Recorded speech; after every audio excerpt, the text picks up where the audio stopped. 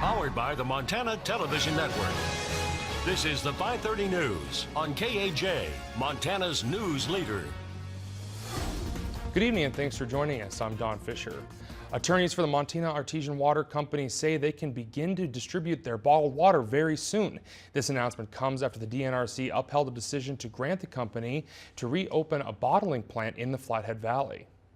The line that's been, or the equipment that's been out there on site is ready to be assembled by the middle of February. That line should be fully assembled and ready to go into full production. So I would think within the next 30 to 60 days, you should have a product ready to market and sell. The company has been working for more than 2 years to get the state approval for the plant, which would draw water underneath a slough area along the Flathead River near Creston. The company wants to be able to pull the equivalent of more than 1 billion regular bottles of water using wells tapping into the groundwater every year, which is more than 230 million gallons. The Montana Department of Environmental Quality granted company owner Lou Weaver a permit last year, but opponents, including a grassroots group that formed following the controversial plant, called Water for Flathead Future challenged a preliminary water use permit from the DNRC with a multi-day hearing in Kalispell. Concerns about the company's wells drawing groundwater supplies for surrounding properties and creating additional traffic in the rural area. On Friday, DNRC announced its findings in the case, saying it would uphold the decision to grant Montana Artesian its permit, saying the company has proven the operation won't degrade water quality. Opponents say they plan to appeal that decision in district court. Opponents have 30 days to petition the court to hear any appeal, and we'll have a full final order on our website if you would like to read that. And switching over to weather, a pretty dry day for the region, but there are some good chances for snow in the forecast this week. For more, let's toss it over to Chief Meteorologist Aaron Yost, who has a look at our first forecast. Aaron? That's exactly right, but before that, we might see a little bit of a mix, and that could start for us as we push into the overnight hours. A very strong cold front will blow through the northern Rockies here overnight tonight, throughout the day tomorrow, bringing with it windy conditions and lowering snow levels. Right now, dealing with mostly cloudy skies, a few peaks of sunshine here for sure today, but we will continue to see the sky fill in with clouds and eventually see some of that scattered rain and snow overnight tonight before switching over to a light snow tomorrow. Little to no accumulation is going to be expected with the passage of this cold front, but you will notice it move through it. Tomorrow will be very breezy, if not windy, across the region. Scattered snow looks to remain in place Wednesday and Thursday before another rain snow mix possibly Friday. A full forecast update on the way. All right, thank you, Aaron. Glacier National Park administrators are expecting park visits to stay at record high levels in 2018 and are advising park visitors to have a plan B if they are hoping to visit the park this summer. 2018 was the busiest season on record at Glacier National Park, with 3.3 million people coming through the gates. That was a 12% bump over the previous record the year before, and comes even though most of the west side of the park was closed because of forest fire activity at the end of last season. The high point came in July, with more than 1 million tourists visiting the park in a single month, driven primarily by the increasing popularity of the Going to the Sun Road. Now park managers are saying they expect similar crowds this summer and say it would be a good idea if people visiting the park in June, July, or August to have an alternate day trip plan just in case their original destination is beyond capacity. They say that's especially true if you plan on visiting North Fork, Mini Glacier, Two Medicine, Avalanche, and Logan Pass. The park is also advising visitors to consider spreading out to the abundant local, state, and federal lands around the park to find a quieter experience. A missing persons report was filed for a 55-year-old in December, but her daughter says that they haven't heard from her since late October. 55-year-old Darlene Billy is originally from Mississippi but has lived in St. Ignatius for years. Last the family heard, she went to visit her husband in North Dakota. Billy's daughter Jalen Carpenter says it is unlike her mother to be out of the contact for this long, and she talked to her mom in October to tell her that she should come home for the imminent birth of her grandson, but has not heard from her since. Now she says tribal law enforcement agencies and others are working on the case. Her grandkids mean everything to her. You know, she wouldn't have missed the birth of my son for anything. It's just weird for her not to be in contact because my daughter was like her world. She cared so much about her. And Darlene is described as 5'7" tall and about 160 pounds. She has either black or gray hair and was last seen on the border of Montana and North Dakota. If you have any information, you are asked to contact the CSKT Tribal Police at 675-4700.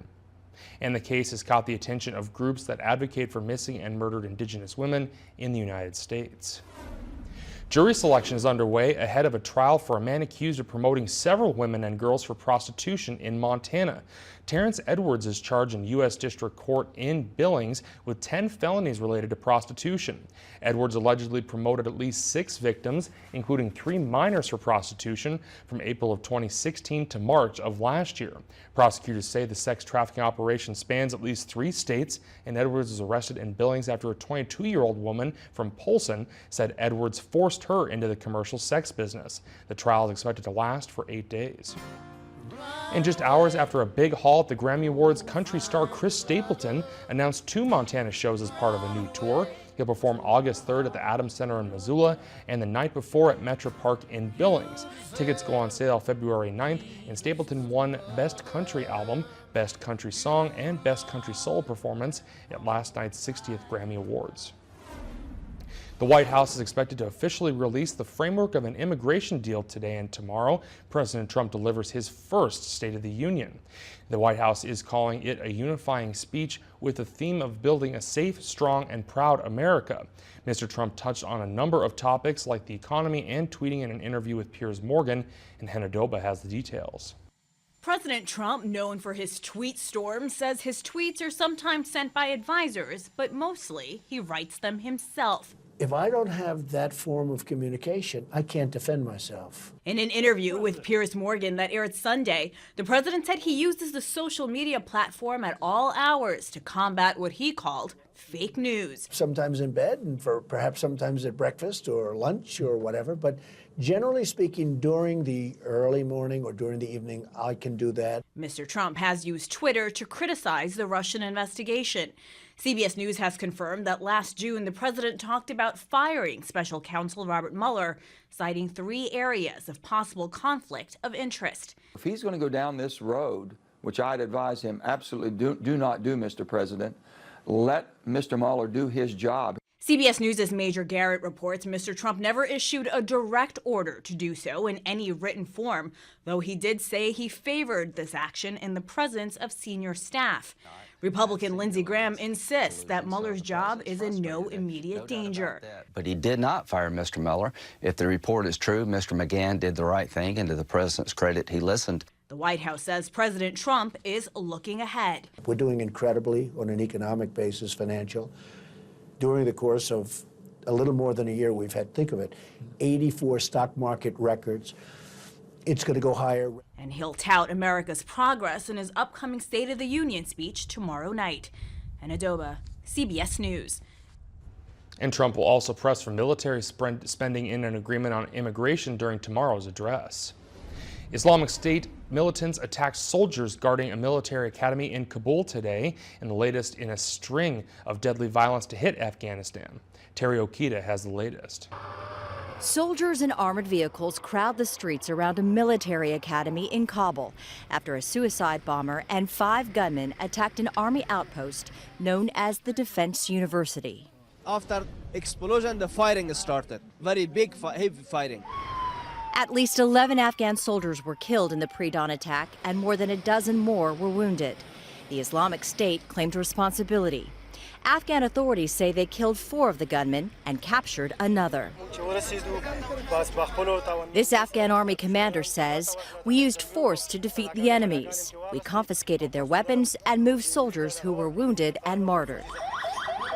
It's the 4th major attack in Afghanistan this month. On Saturday, an ambulance packed with explosives killed more than 100 people in Kabul's city center. A week before that, 24 died, including 14 foreigners, at Kabul's Intercontinental Hotel. The Taliban was behind those attacks. And less than a week ago in Jalalabad, Islamic State militants carried out a deadly attack at the Office for the Save the Children charity. Authorities say the surge in violence is the worst it's been in months. Terry Okita, CBS News, London. And despite the spate of attacks, both Afghan and U.S. officials say a new, more aggressive military strategy to drive out insurgents is in the works. Medical experts say this flu season is on track to be the worst in 15 years.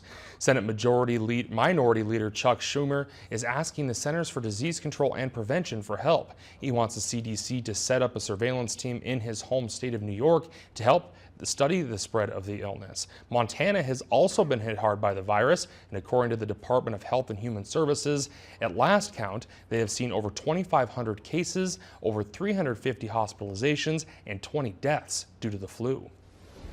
An FBI official President Trump has accused of being politically biased is stepping down. We'll have that story and more coming up next on KAJ.